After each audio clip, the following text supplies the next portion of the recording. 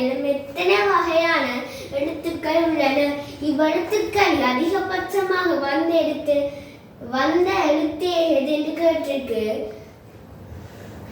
4 சொற்களிலும் எத்தனை வகையான எழுத்துக்கள் உள்ளன கேட்டிருக்கு. கானா இருக்கு, மானா இருக்கு, லானா இருக்கு, உம்மன்னா இருக்கு, கூனா இருக்கு, பானா இருக்கு. 6 எழுத்துக்கள் இருக்கு. 6 எழுத்துக்கள் இருக்கு.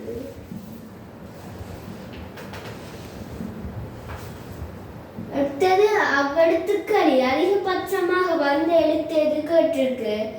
கானால 4 இருக்கு, மானால 1 இருக்கு, லானால 2 இருக்கு, உம்மன்னால 6 இருக்கு, கூனால 1 இருக்கு, பானால 2 இருக்கு. கேட்டிருக்கு அதிகபட்சமாக வந்த எழுத்து எது கேட்டிருக்கு.